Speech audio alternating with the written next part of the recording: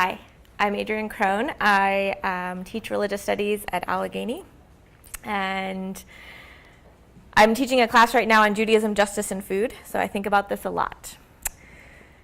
To say that something is kosher is to say that it satisfies the requirements of Jewish law. In other words, kosher means fit to eat. When people think about kosher food, they usually have in mind a few of the key rules of the kashrut system. No bacon, no cheeseburgers, no lobster. This is a great start to understanding kashrut, but if we're really going to take kashrut seriously, we have a lot more work to do.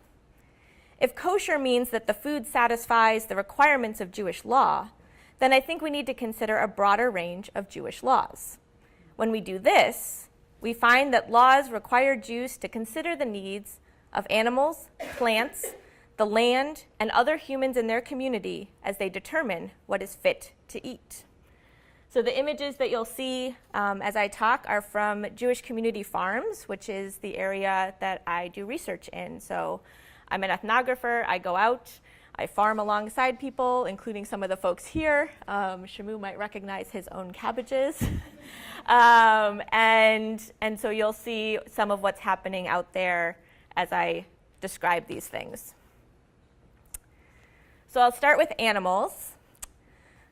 Currently, a kosher meat certification requires that a kosher animal is slaughtered in the kosher way. But Jewish law also includes a prohibition forbidding Jews from causing the suffering of living creatures called tsar ba'alei chaim. This would mean that animal welfare would have to be considered for meat to be kosher. And this would call us to reconsider the standards in our current factory farms. It also encourages, if we consider this law, it would encourage Jews to rethink their relationships with animals. So what you see here is a morning prayer. Shachrit is the morning prayer in Judaism that's happening in the chicken yard, again at Adamah. And then in the second image, you see the apiary, the bee sanctuary at Bela Farm, which is outside of Toronto, Canada. And that's a celebration of the opening of this apiary and of a reforestation center for bees. So that is work that they are doing specifically to repopulate pollinator populations in Toronto. There's also room to improve when it comes to plants. The Jewish law of Orla forbids Jews from eating fruit from their trees for the first 3 years after planting. And they have to donate the fruit to the temple in the 4th year. So there's no more temple. What do? Now it's considered that you would donate it to a food pantry or something like that. And in the 5th year, and only in the 5th year, Jews can partake the fruit. Another Jewish law, Bal Tashchit, forbids Jews from needlessly cutting down trees, especially beneficial ones. It describes fruited trees specifically. So if you take these laws into account, this would require Jews to think seriously about agricultural practices, for example, like clearing biodiverse forests and peat lands to build palm oil plantations. And so you can see here that's a orchard at Eden Village Camp, which is in upstate New York. And again, that's Adamah maple syrup, which takes them many, many days to get those tiny bottles of very delicious maple syrup. So relatedly, Jewish law calls for a year of rest for agricultural land. Just as humans work for 6 days and rest on the 7th, the laws of Shemitah call Jews to work the land for 6 years and let it rest in the 7th. The laws of Shemitah also require that the land be opened to the needy so that everyone can share perennial fruits that are available in the sabbatical year. In non-sabbatical years, there's a different method for ensuring that people without access to land and food have enough to eat, and we'll talk about that next.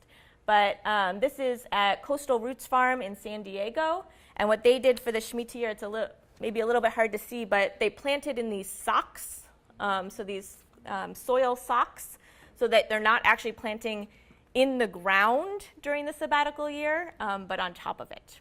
So it's kind of a classic rabbinic workaround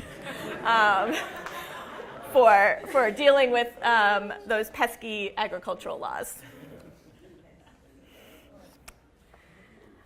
The law of Peah, which means corners, requires that Jewish farmers leave the edges of their fields unharvested. This law ensures that there will be food available for the needy and the stranger.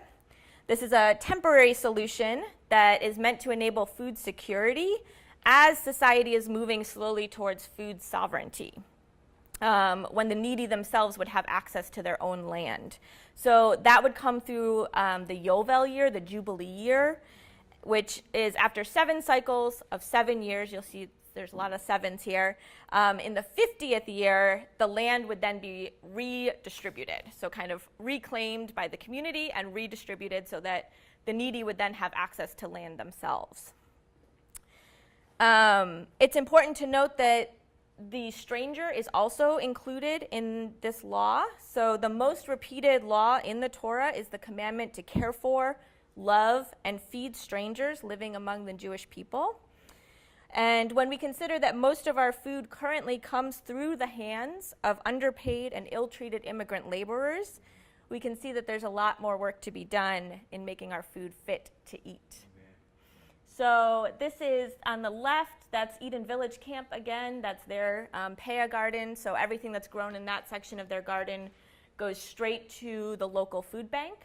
And on the right, that's a farm outside an envelope factory in Geneva, Illinois, called Pushing the Envelope Farm, and all the food that is, well, in that part of the farm, all the food that is grown goes to the Northern Illinois Food Bank.